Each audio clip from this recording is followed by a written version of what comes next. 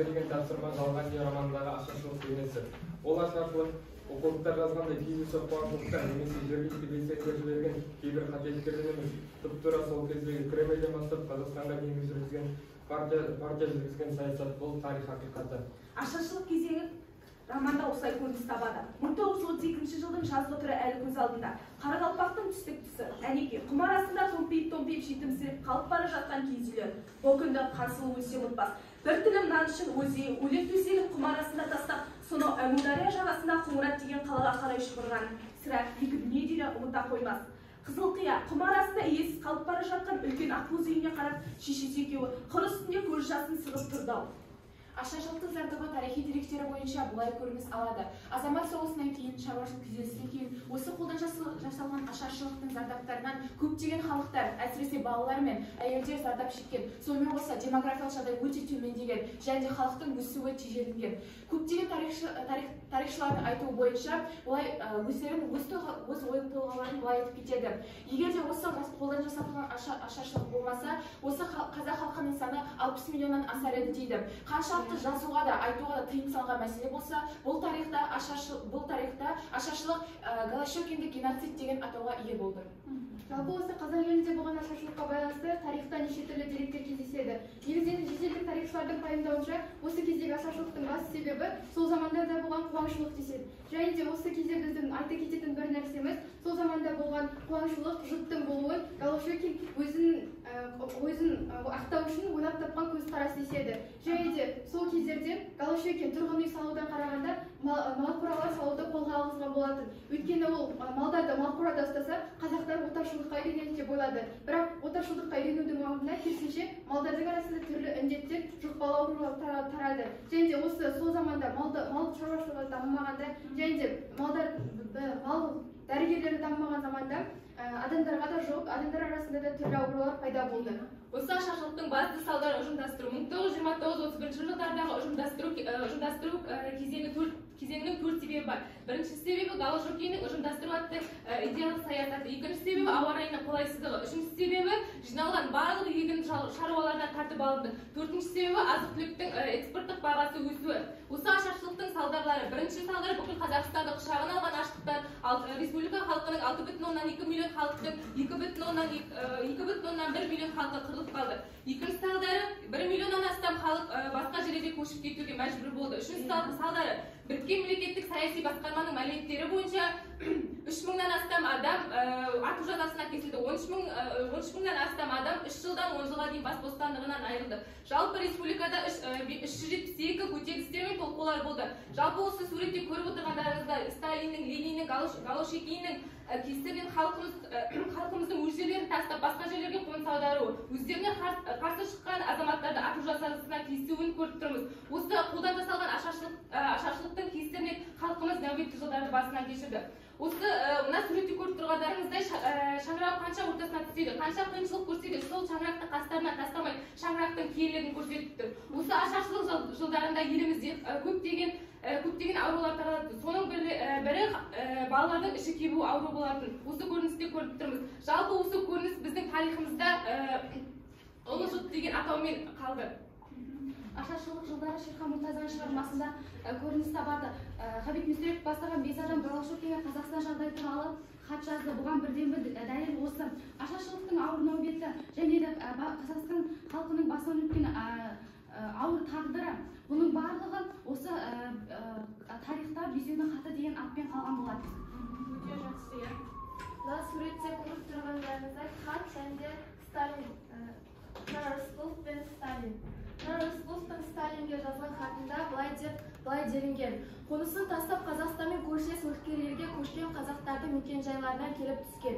Шамамен алынған соңғы деректерге қарағанда қазір орта елде 40 мың, Қарақалпақстанда 20 мың, Орта Азияда 30 мың қазақ бар. Байлар бастаған бір қауым Батыс Қытайға ауды делінген.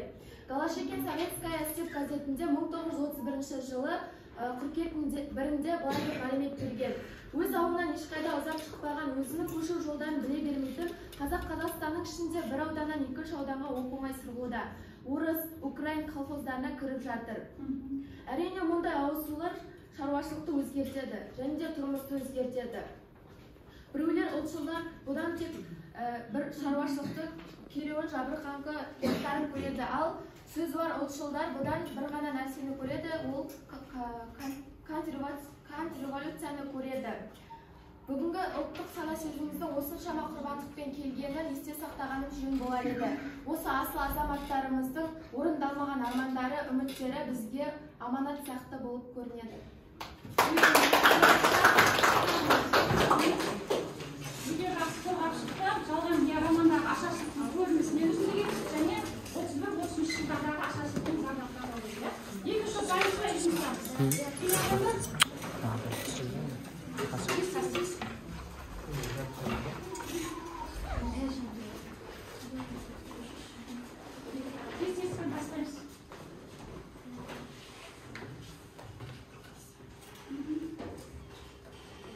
Бізге берген үй тапсырмасы 1937 және 1938 жылдардағы репрессияның жалған үй романындағы көрінісі.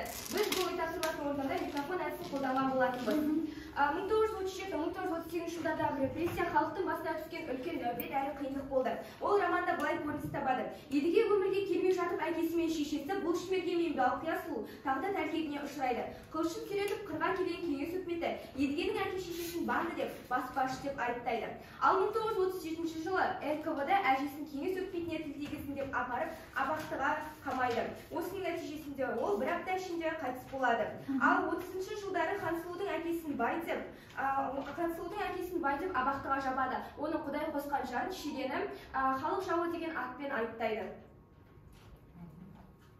Жалпы 1937-38 жылдарда репрессия Қазақстан тарихына былай көрініс табады. Сталин мен оның айналасындағыларына халық жауын және оны қиыршықтан түп-тамырымен жою туралы шешімі бүкіл жерде қолдау бүкіл республикада жүргізу ұйғарады. Жалпы репрессияға ұшырағандарға халық жауы отанның опасыздық жасағандар, отанның опасыздығына шпиондар және сатқындар деген жалған айыптар тағылып отырды. Ал оларға жаза түрінде түрмеге қамау, қуғын-сүргінге ұшырату және түгелдей дері өлім жазасына кесу жатты. 1937-38 жылдары Қазақстанда 25.830 адам партиядан шығарылып, оның 8.544-і халық жауы деген жалған айыппен тұтқындалды. Жалпы репрессияға ұшырағандардың арасында көптеген қазақ зиялылары және де алаш қайраткерлері болды. Олардың отбасылары қуғын-сүргін құрбанына айналды. Қазақстандықтарға көбінесе герман тыңшысы немесе жапон тыңшысы деген айыптар тағылып отырған болатын. Сондай-ақ оларға қарсы концлагерлер ашыла бастаған еді. Және де атылған адамдар жасырын түрде жерленіп отырған болатын. 1937-1938 жылдары қазақтың белгілі ақындары мен жазушылары Сәкен Сейфуллин, Ильяс Жансүгіров, Бейімбет Майлин секілді және де көрнекті ғалымдар қатарында Санжар Асфендияров, Ахмет Байтұрсынұлы секілді және де тағы да басқа мемлекет қоғам қайраткерлері, шаруашылық басшылары және де өндірістің озаттары сынды тоталитарлық тәртіптің мыңдаған құрбандары жасырын түрде жерленіп отырған болатын. Өз ұлтын сүйетін, ұлтының тарихы, ұлтының болашағы үшін өткенде сабақ алар тұстары көп екенін білетін ұрпақ өз тарихын қалыптастырған өр тұлғаларды ешқашан ұмытпас. 1937-1938 жылғы репрессия әдебиетіміз бен ғылымымызға, мәдениетіміз бен өнерімізге келтірген зиянын әзірге ешкім есептеген жоқ, есептеу де мүмкін емес. Бір ғана мысал Ахмет Байтұрсынов пен Құдайберген Жұбанов бірінен соң бірі атылып кеткеннен кейін қазақ тіл білімі мүлде жетім қалды, тұттай жалаңаш қалды. Қазақтың 5 арысының бірі Жүсіпбек Аймауытов 1929 жылы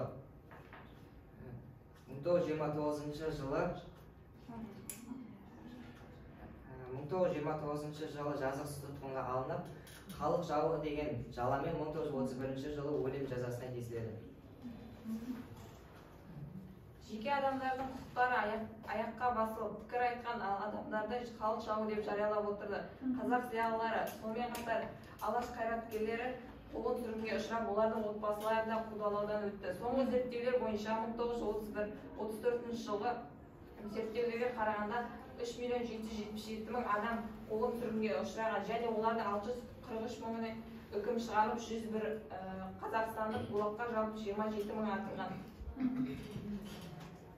Статистикалық мәліметтерге сүйенетін болсақ, 125.000 адам осы халық жауы аттанып репрессияның құрбандары болған болатын. 66.000 адам репрессиядан кесірінен жапа шегеді, ал 22.000 адам халық жауы деп атылып кетеді. 44.000 адам осылайша репрессияның кесірінен түрмеге жабылған болатын. Бұл ұлтымыздың тарихы. Әрбір алаш азаматы бұны ұмытпауы тиіс, себебі бұл күн алаш азаматтардың аза тұтатын күні.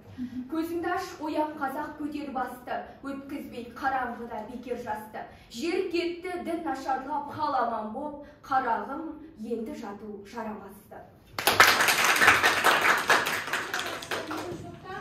Ғылыми ізденіс жұмыстары өте жақсы, репрессияның қиындығы, қылмысқа түскен зардаптарының нақты ашып кетті. Үшінші сіздерге берген тапсырма тоқырау заман, иә?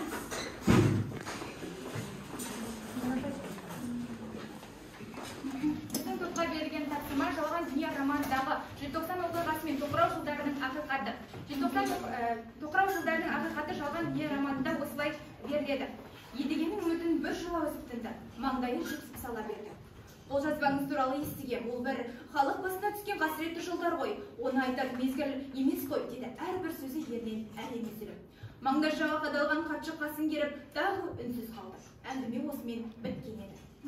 Рахмет, деп Едіге серпіліп орнынан тұра берді. Хатшы бұған жалпақ алақанын ұсынды. Едігенің күн-түн қатып, 4-5 жыл жүріп жазған кітабының тағдыры осылай бірер минутта бір жолата шешілді. Бұл кітабының тағдыры шамамен осылай болатын шығар деп жұбалайды өзі де.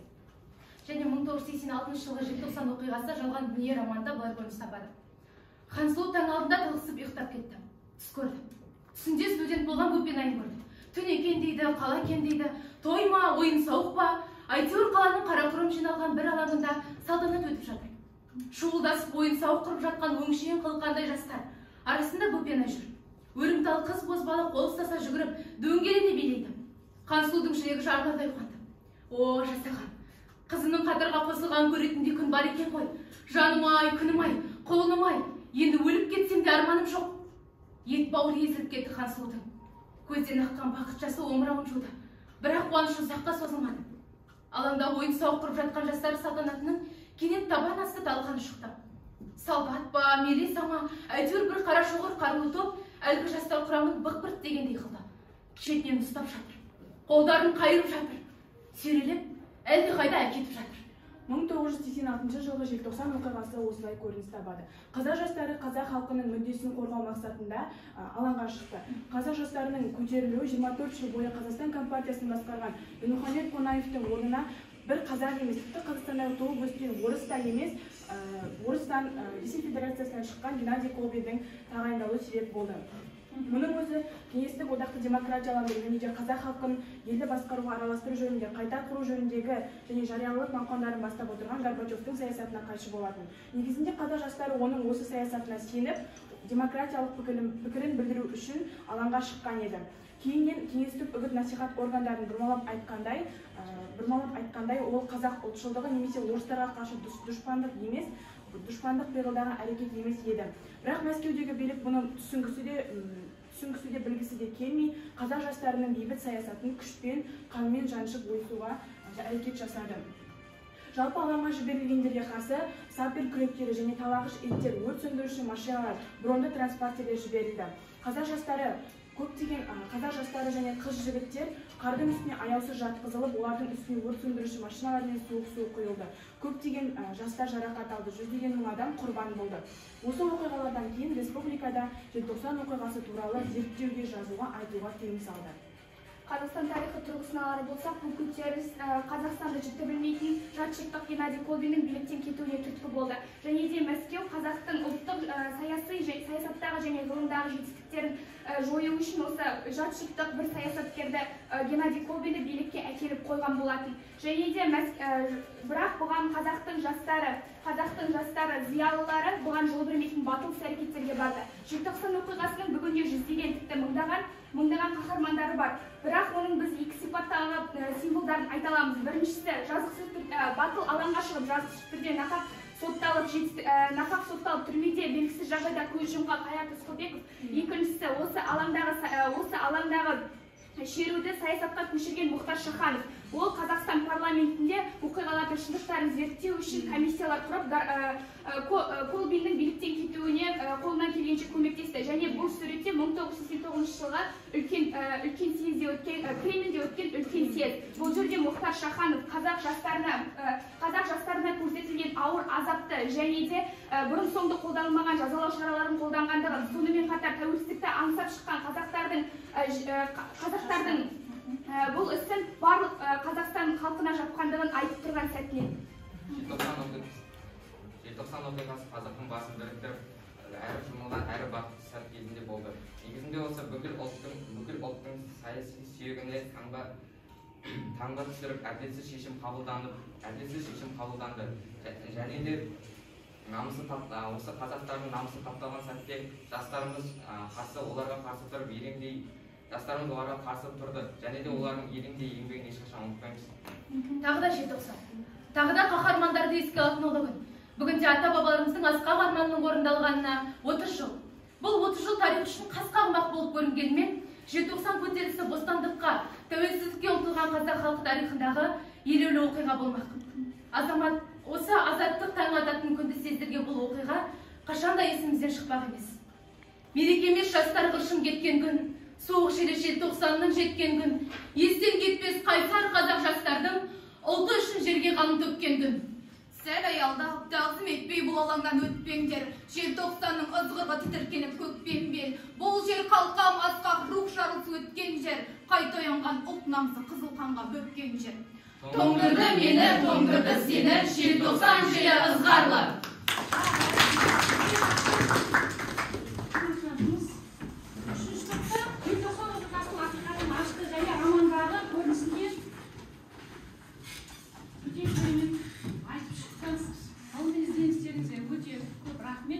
Өте жақсы жұмыс жүргіздіңіздер, ізденгенсіңдер, еңбектеріңіз көрсете білдіңіздер.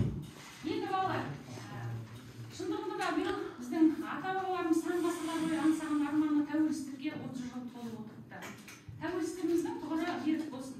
Енді Елубай Смағұл қазақпын деген әрбір азамат өзіне мен тәуелсіздікке қандай үлес қостым деген сұрақ қою керек деп есептейді.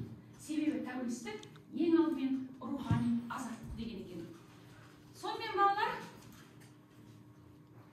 әйел бойында қайсарлықты, адалдықты, өжеттікті, ержүректілікті, өмірдегі бар қиындыққа төзе білген елінің ұрпағының тағдырына алаңдаған кейіпкерді мені Хансұлу. Онда бүгінгі сабағымыздың тақырыбы жалған дүние романдағы кейіпкерлер.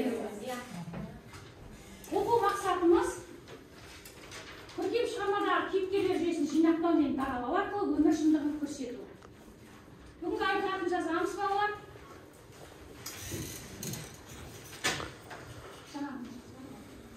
Тақырып жазып аламыз, жалған дүние романдағы кейіпкерлер бейнесі. Зерттейміз. Енді романда қандай кейіпкерлер бар еді балалар? Топтастыру әдісін қолданамыз. Келе қоймыз. Шығып жаза беруімізге болады.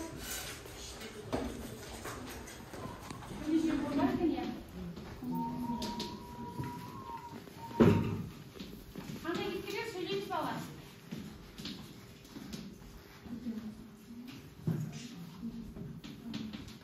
Отырып қалғандарда жазсын балалар, бір-біріне жазсаңызшы. Бағалау, Анеке.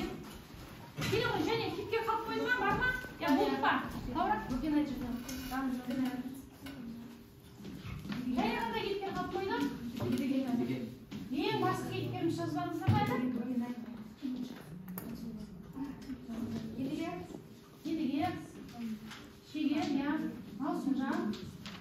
жағдай. Ағангүл, кім? Ақнұр. Өте жақсы. Өте жақсы. Хансұлу, Ұзақай, Үміт, Қамбар. Хансұлудың қызы Үміт бар бұл да? Едеген ұрпақтар бар ма мына жерде? Түгелхан бар ма? Түгелхан? Көрмей тұрмын ғой. Түгелхан қалыпты бар, Төрежан хан. Балқиямен. Астына қайсың. Тәптеріңізде қосып орындап отырамыз балалар.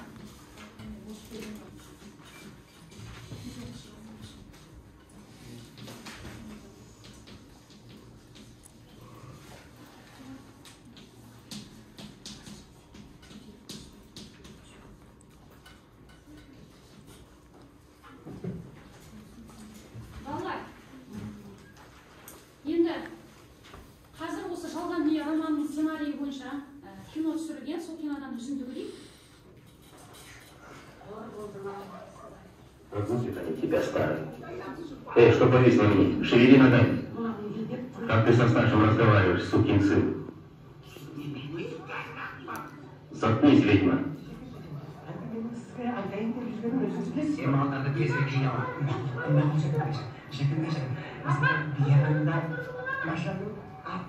А что если мы подходим вслед саможаном? Того отправить. Успеть.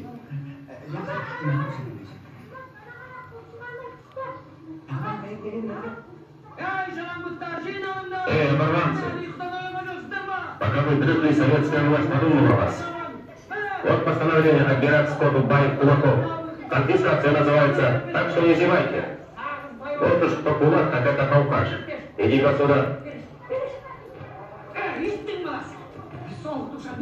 Порезал свою тотлую скотинку. Выходи к народу, признавайся. Рук действовать. Советская власть, справедливая власть. Это когда всего поровну. А вы показываете баек кулаков. У кого скота много? Ну так правильно?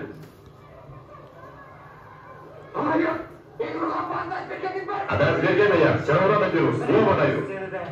Знаем мы тебя, байский зятек. На что ты намекаешь? Да, мой сын зять Пахрадина. Но он был и остался бедняком, как и я. А ты кто? Ты верным псом Матанату и на колцах под ним на назад бегал. А теперь умным заделался. Я тебе покажу.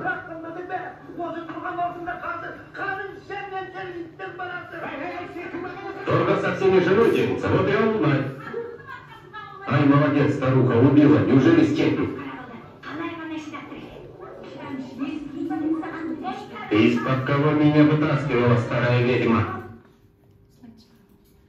Ал балалар, мінекей, біз осы роман желісі бойынша түсірілген кинодан үзінді көрдік. Бұл киноның режиссері Дамир Манабек деген. 1991 жылы бұл сұрапыл сюжетті фильмі неде тмд елдерінің арасында бас жүлдені алған. Және осы Смағұл Елубайдың сценарийі бойынша түсірілген Аңшы бала бұл Голливудта ең бас жүлдені алған деді. Енді жалпы кинодан көргенімізде балалар, сол кездегі ашаршылық жылдарындағы кезде кеңес өкіметінің сұрқия саясатын көрдіңіздер жаңа, иә? Малын тартып алу, халықты бір-біріне айдап салу әрекеттері, және ждақайды көрдіңіз бе жаңа, иә? Ждақайдың сатқындығы, осындай қиын халыққа қасиет алып келген жағдайда көрінісін көріп отырмыз. Енді балалар, қазір сыныпта кейіпкерлерге, 4 кейіпкерге мінездеме жазып шығамыз. Бірінші топқа Хансұлуға мінездеме, екінші топқа Едігеге мінездеме береміз, үшінші топ Маусымжан мен Ждақайға. Тек басты тұлғаларға жазамыз. Балалар, мен жаңа түртіп алу кестесін өздеріңізге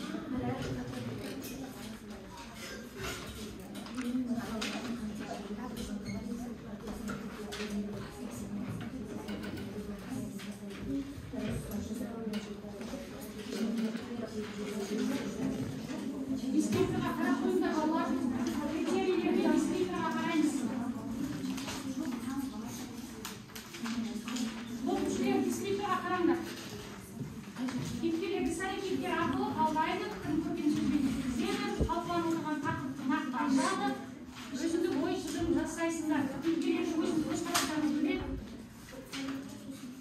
кітаппен де жұмыс жасайсыз, өзіңіздің ойыңызды да білдіресіңдер, бүгінгі өмірмен салыстыра отырып қорытындылайсыңдар.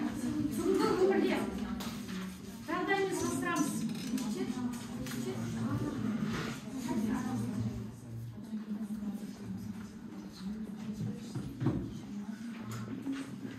Қане қайсы топтайын?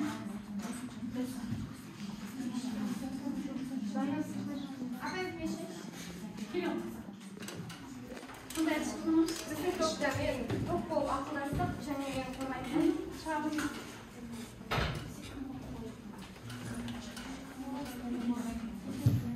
Кешке жалға дүние романдағы басты бейне кеңес өкіметтің саясатымен жазылады. Жалпы тағдыры тәлкекке ұшыраған осы романдағы кейіпкер ретінде сипатталады. Едіге өмірге келмей жатып әкесінің шешесі бұл шүмекен Балтиясының тағдыр тәлкегіне ұшырайды. Қылышын сүйретіп қырға келген кеңес өкіметі едігенің әке шешесінің банды деп баспашы деп қудалай бастайды. Едіге 3 жасқа толғанда әкесі баспашылардың қолынан қаза тауып, шешесі бұл қазаны көтере алмайды. Ал оның әжесі 1937 жылы қайтыс болады. Бұл романда былай берілген. 1937 жылы НКВД әжесі кеңес өкіметіне тіркелсін деп апарып абақтыға жабады. Ол бір апта жатып көз жұмайды. Осылайша едіге 8 жасында қамқор әжесі жоқ, не әке шешесі жоқ, бір үлкен отбасында тоқ жерде болып қалады. Есейе келе ол ауылды тастап универге қалаға оқуға кетеді. Университетке қалаға оқуға кетеді.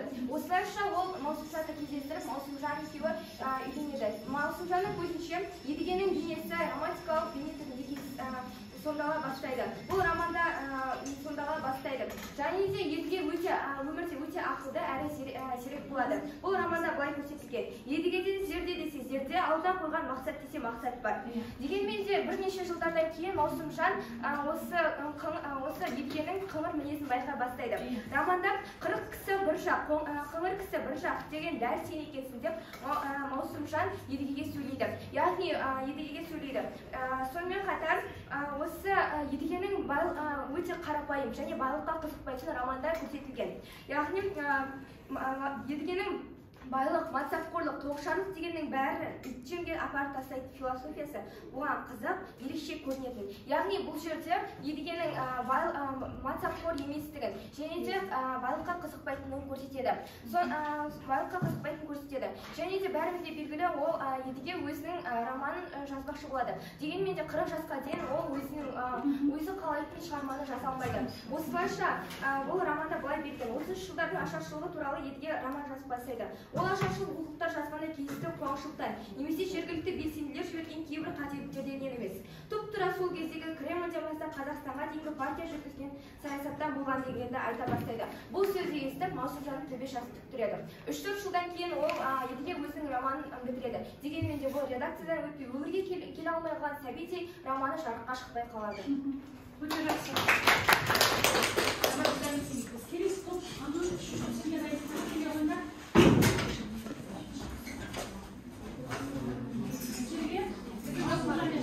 Біздің топқа берген тапсырма Маусымжан мен Жаннаға несібе беру. Біз ол тапсырманы доп лақтыру әдісімен қолданғымыз келеді. Бізге берген кейіпкердің бірі Ждақай. Ждақайдың Жалған дүние романында осылай көрініс табады. НКВД-ға домалақ қағаздарды боратып, талайдың басын допша домалатқан бұл кісі бірге сөйтіп немістің оғы да дарымады. Бірақ Ждақай соғыстан өзгеріп оралды. Басына тақия, үстіне шапан киіп, қолына Құран ұстап мүләйімсеген молда кейіпке түсіп келді. Молда атаулыны кешегі 30 жылдары өз қолымен отаған Ждақайдың бұл тақуалығына жұрт сенсе де Хансұлу сенбеді. Романда көрсетілген мысалдардан енді Ждақайдың залым және де залым өзінің қара басын қамын ойлайтын шала белсенді адам деп айта аламын. Және де Хансұлудың өлгенше кешірмеймін деген сөзден Ждақайдың қаншалықты жиіркенішті әрекет істегенін аңғаруға болады. Маусымжан қиындық көрмеген ауқатты отбасының қызы. Кішкентай кезінен үлкен жұмыс қызметтер атқарған. Оны ата-анасы 40 кезінен мәпелі өсірген болатын. Және де Маусымжан автосоветчиктің әйелі болудан қорқады. Маусымжан тарапынан едігеге ешқандай да қолдау білдірілмейді. Себебі Маусымжанның ойынша оның осында шалқып өмір сүруі, едігенің жетім болса да білім алуы барлығы Голощекиннің арқасы деп ойлайды. Және үзіндіге көз жүгірте өтетін болса, шын әділетшіл адам болсаң өйтпес едің. Талай кітабың, киноң шықты. Соның бәрі біле білсең кімнің арқасы? соның арқасы. Просто сен қыңыр адамсың. Өмір сүріп білмейтін қыңырсың. Егер сен өмір сүріп білетін жан болсаң, кинодағы бастығың үлкен кісі туралы сценарий жаз дегенде тартынар ма едің? Жармаса кетпес пе едің? Өзге жұрт үлкен кісінің жолында өлуге даяр жүргенде, осы сенікі не шалқақ? Бас тиіп келген бақытты басқа теттің сен. Есі дұрыс жаның ісі ме осы? Осы қыңыр мінезіңмен жалғыз өзіңнің ғана емес, мына біздің өз бала шағаңның бағын байладың. Енді бар өміріміз жалтақтаумен, жоқшылықпен, қарызданумен өтетін болды дейді. Және бұл үзінді арқылы біз Маусымжанның сондай қыңыр адам екенін және орыс тәрбиесін алғанын біле аламыз. Және өзінің балаларында үзіндіге көз жүгірткенде байқаймыз, өзінің балаларында орыс мектепке бергісі келген болатын. Және сен қай тілде білім алсаң, сол тілге қызмет етесің дегендей Маусымжанның да коммунистік партияны қолдағаны барлығымызға байқалады.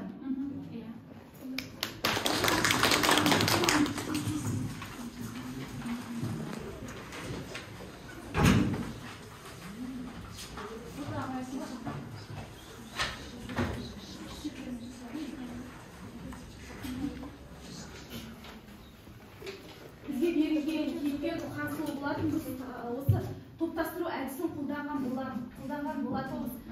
Талай зұлматты жылдардың куәсі. Одан 30-ші жылдар басында Байденнің әкесі қуғынсыз жүргінге ұшыраса, одан кейінгі жылдары Құдай қосқан болсаны шеге халық жау атанып қудалаудан көз ашпады.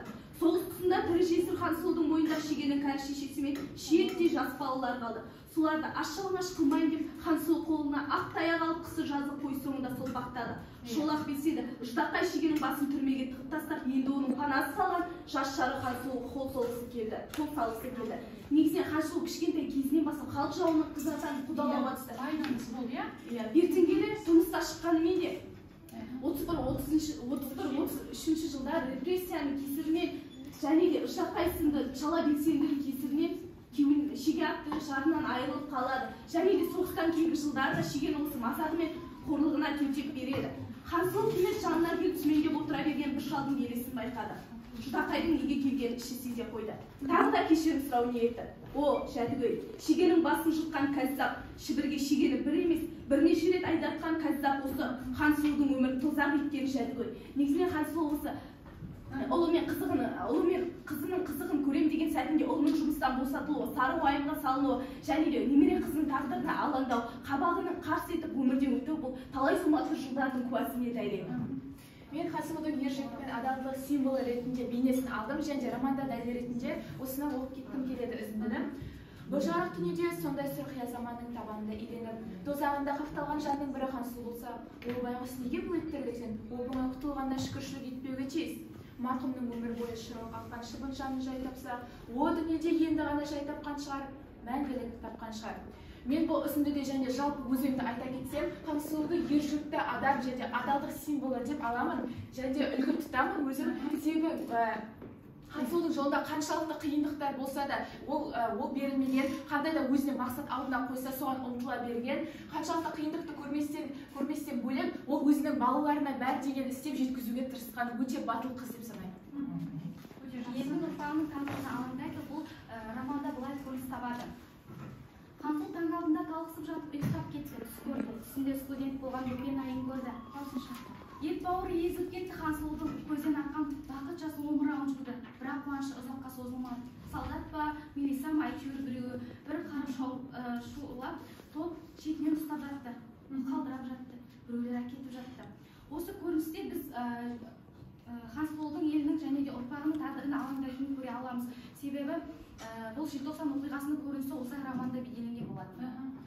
Жалпы мен Хансұлуды өте иманды жан деп есептеймін. Неге? Өйткені романда баяндалғандай, жұрт ұйықтап жатқан кезде тып-тыныш жүріп кеткен Хансұлу неткен иманды жан еді десті халық. Жалпы барлығымыз білетіндей 20-шы ғасырдағы кеңес үкіметінің саясаты, яғни намазға, дін жолына деп қойған талаптарына, тыйымдарына қарамастан, ол қайтыс болған дүниеден өтер алдында тілін калимаға келтіріп кеткен болатын. Және де ол қайтыс болғаннан кейін де ешкімге салмақ салмай түн ішінде үн-түнсіз кете барды. Өте жақсы. Ол жердің 38 суреттесі жаңа алжасып кеткен жерім болды. Оған өте жақсы. Өте жақсы. Хансұлудың енді жалпы жазушы балалар. Осы болған дүние романдағы қаһарман туралы былай дейді өзі. Хансұлуда елегеде ұлтының ана үстіне жарған ұлы мен қызы. Ал одан қалған жадыма түскен немесе алдағы жазған күнделікті өтпелі қуаныштың құлы болған тоғышарлыққа белшесіне баққан ұрпағы күндері кеңестік кеселден айықпаған ол ұрпақ әлі де арамызда жүр деп толғанған болатын. Енді балалар жаңа кейіпкерлерді нақты аштыңыздар. Енді Қансұлу образын біз жалпы типтік образ деп аламыз, тек қана Қансұлудың тағдыры емес, бұл сол кездегі ашаршылық тұсында, репрессияның тұсында қазақ әйелдерінің образы деп айта беруімізге болады. Және бұны Смағұл Елубай бұл Қансұлудың бейнесін өзінің анасының бойындағы жақсы қасиеттерін бәрін осыған алып келіп Қансұлу образын шығарып. Демек, бұл анасының образы деп айта алады екен, иә балалар? Енді Маусымжан образы оның жаңағы әйел бойындағы көреалмаушылық қасиеттері бар, қызбағандылық, байлыққа құмарлық, жалпы жақсы өмір сүруді армандайтын әйел. Бұл тек біздің қазақ әдебиетінде емес, жалпы әлем әдебиетіндегі әйелдердің бейнесі деп қарауымыз керек балалар. Енді едіге образы бұл енді автордың прототипін көреміз балалар. Елубай Смағұлдың өзі. Бұған дәлел едігенің ойы, қиялы, арманы, болашаққа үміті автордың өзінің сөздерімен тұспа-тұс келіп тұрды. Ал енді Ждақай образын жаңа өздеріңіз айттыңыздар, өзінің қара басын ғана ойлайтын, ұлттың мүддесін ойламайтын, кез келген сәтте өзінің досын сатып кетуге даяр тұратын, үнемі ақ дегені алғыс, қара дегені қарғыс болуды ойлайтын ер адамдардың психологиясын ашады бұл. Енді бұл образда тек қана қазақ әдебиетінде болды деп ойламаймыз, бұл да әлемдік әдебиеттегі ер адамдардың психологиясында бар образ екен балалар. Жақсы. Балалар, енді қорытындылау бөлімімізді галерея әдісі арқылы жинақтаймыз. Мына жерде қандай суреттер көріп тұрмыз? Суреттерді сөйлетейікші. Қараңыз. Қандай суреттер көріп тұрмыз? Қансұлудың бейнесі. Қане біреуіміз топ бар сөйлейікші қане. Қане кім сөйлейді? Тез тоқтар. Бұл суретте 1932 жылдарда болған ашаршылықтың салдарынан дүниеде өте адамды көре аламыз. Яғни осы 1932 жылдардағы ашаршылық біздің тарихымызда ұлы жұт деп аталған болатын. Дегенмен де бұл осы ашаршылық кеңес үкіметінің жүргізген реформаларынан болды. Егер статистика жинап болса 2,5 миллион адамдай осы жұттан қайтыс болған болады. Шаңырақтың өзінің үйінде қайтыс болып жатқан адамның суреті бейнеленіп тұр, иә? Шаңырақ, мұнда біз шаңырақтардың суретін көріп тұрмыз. Жалпы негізі шаңырақ қазақтың ұлттық қасиетті құндылығының бірі болып табылады. Және олар ашаршылықта көшіп қонып жатса да шаңырақтар өзенмен бірге тастамай алып кететін болған. Және осы жерде түндігінен төгілген күн шуағы демеп жүрсін қолтығынан қос пырағы. Қазақ деген қасиетті ұлтымның ешқашанда шайқалмасын шаңырағы дегім келеді. Иә, өте жақсы. Қане сурет таптыңыз? Топтар шығып жақындап айта береміз. Жалғанер романдағы көріністі көре аламыз. Бұның өзі Қансұлудың арқасындағы Түгелхан Алынау едіге. Бұның өзі Қарақалпақстан ойынан көш аударып жатқан кезі болатын. Алынау едігенің Қансұлудың әке-шешесі болып табылады. Көкесі ауырып қалып, жолға жүруге жарамай қалатын бейнесі анау шешесі қасында қалады, иә? Романнан көрініп отырмыз. Өте жақсы. Бұл суретте 37-38 жылдардағы репрессиядағы қиындық бейнеленген. Сол жылдары 25 мыңдай қазақ қуғын-сүргінге ұшыраған болатын. Бұл жерде қуғын-сүргінге ұшырап бара жатқан бейнесі. Жаңа кинода көрмедік па осы жерді? Мына жерде қолдан жасалған ашаршылықтың кесірінен бүкіл біздің еліміздегі халықтар көшіп кетіп бара жатқанын көруге болады. Ана суретте жаңа кинодан алып отыр балалар, не? Сол кинода сол ауылдың биі жалған жала жабылып, соны атып тастайды жолға баратқан кезде. Мінекей сол суретті жаңа кинода көрсеттім балалар. Әдейі осы суретті қараған болатын. Жақсы балалар. Балалар, адам өмірінің мәні қарнның тоқтығы, көйлектің көптігінде ме? Қалай ойлайсыздар? Адам өмірінің мәні неде? Қане тезінеміз? Менің ойымша, өмірдің мәні ол ата-анасының алдындағы парызын, ұлтын сыйлау, ұлтын құрметтеп, отанына деген өзінің алдындағы борыштарын өтеу, және де ұлттық құндылықтарын қастерлеу деп ойлаймын. Жарайсың, Дариға. Абай Құнанбайұлы өзінің 7-ші қара сөзінде тән асығы, жан асығы деп бөліп кеткен болатын. Қарынның тоқтығы, көйлектің көптігі тіршілігі бұл тәннің асы болып табылады. Дегенмен де адам өзінің өмірінде өзінің рухани байлығын дамытуы қажет. Яғни бұл тәннің жанның азығы болып табылады. Және менің ойымша әр адамға өзінің өмірінің мәні әртүрлі көреді. Бір үшін рухани қасиет болсын, бір үшін материалдық заттар болсын. Бірақ менің өзімнің ойымша әр адам осы өмірге келгенде өзінің қандай да елге, өзінен бөлек елге пайдасына келу, рухани қасиеттерімізді дамыту арқылы біз елімізге өте көп пайда әкелеміз және осы елімізді асқақтай аламыз деп ойлаймын. Жақсы, жазушы кейіпкерлердің тағдырына неге өте ауыр аяқтаған деп ойлайсыздар? Романда өзін қалай аяқтар едіңдер? Сымбат. Жалпы бұл роман тарихи шындық желісі бойынша жазылған. Және де тарихты өзгерту мүмкін емес. Сондықтан романның аяқталу желісі өзгерту мүмкін емес деп ойлаймын. Ал жазушы кейіпкерлердің тағдыры неге өте ауыр аяқтаған деген болса, ол замандарда екінің бірі қиындық көрді, сондықтан да кейіпкерлердің тағдыры ауыр болған. Иә, жақсы. Және жазушы бұл шығарманы өте ауыр аяқтаған, себебі сол заманның ақиқатын еш бүкпесіз қазақ халқының бейнесін көрсетеді. Және де мен романды өзім қазіргі қазақ бейнесімен аяқтар едім. Себебі Хансұлу мен Едігенің балаларының қазіргі таңдағы жетіп жатқан жетістіктеріне тоқталып осылай жазар едім. Жақсы балалар. Қалай ойлайсың, жазушының еліміз тәуелсіздік алғаннан кейінгі Хансұлу мен Едігенің балаларының жағдайын баяндайтын роман жалғасын жазғаны жөн бе?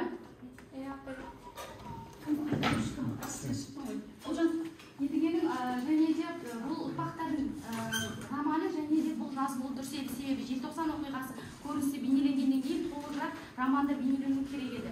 Хансұлудың ұрпағы түгел ханмен ұрпағын жалғасын жасады. Менің ойымша да қазіргі Хансұлу мен Едігенің балаларының жағдайы тәуелсіздік алғаннан кейін жазылғаны дұрыс. Себебі Едігенің жарыққа шықпай қалған кітабын өзінің қазақ мектебіне берген баласы Қамбар тәуелсіздік алған жылдардан кейін оны жарыққа шығарып жазғым келеді. Едігенің баласы қазақ мектебінде оқыпты, дауласып та жүр, ал қызы орыс мектебінде оқыды. Оның тағдырын өздеріңіз білесіздер, иә? Жақсы. Жалпы осы бәріміз білетіндей романның соңында Хансұлу дүние өтіп бара жатқан кезінде де өзінің ұрпақтары үшін алаңдап өмірден қиналып өтеді. Сол себепті де біз осы тәуелсіздік алғаннан кейінгі Хансұлу мен Едігенің балалары жөнінде бір роман шығару керек деп ойлаймын. Себебі осы Хансұлудың Едігенің балаларының тәуелсіздік алғаннан кейінгі өмірін жақсартып жазуымыз керек. Себебі Хансұлу о дүниеде жаны жай тауып, балалары үшін уайымдамай өте жақсы жинақтадың. Балалар, онда үйге тапсырма. Бүгінгі біздің рухани ой еркіндігімізге, көздің қарашығындай сақтап отырған тәуелсіздігімізге, өнегелі өмірімен, қаламгерлік қайраткерлігімен, жастарға үлгі боларлық тұлғаға Елубай Смағұлға арнап хат жазып береміз. Немесе жалған дүние романдағы кейіпкерлерге хат жазамыз. Ол жақсы кейіпкер болсын, ол жаман кейіпкер болсын, қандай ішкі сезіміңізді айтып, өзіңіз хат жазып береміз. Не айтқыңыз келеді? Мүмкін Хансұлуға айтқыңыз келе ма? Мүмкін Ждақайға айтқыңыз келе ма? Кімге не айтқыңыз келеді? Мүмкін жазушының өзіне айтқыңыз келе ма? Жақсы балалар, бүгін сабағымыз осымен аяқталды. Жаңағы түртуалды кестесі Елубай туралы роман жайлы білген еңсер кестесіне түртуалмен таратқанмын. Балалар, соны жинап бере қойыңдар, тез жазыңыздар. Жазғанда тапсыра қойыңдар.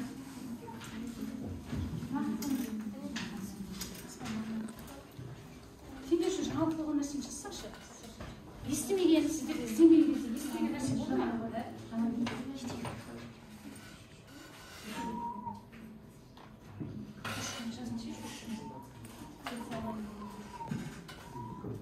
Тезде ой қалады. Уақыт болды.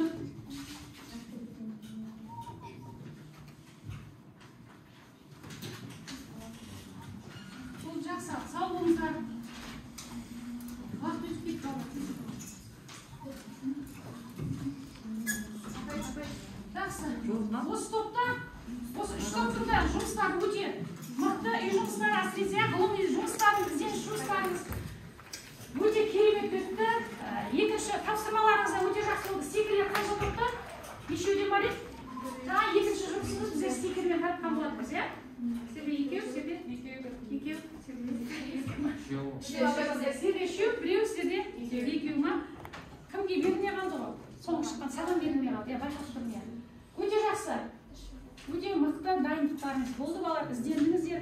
Бұл сіздердің 5-ші сыныптан бергі ғылыми ізденіс жұмыстарыңыздың нәтижесі деп есептеймін. Сау болыңыздар.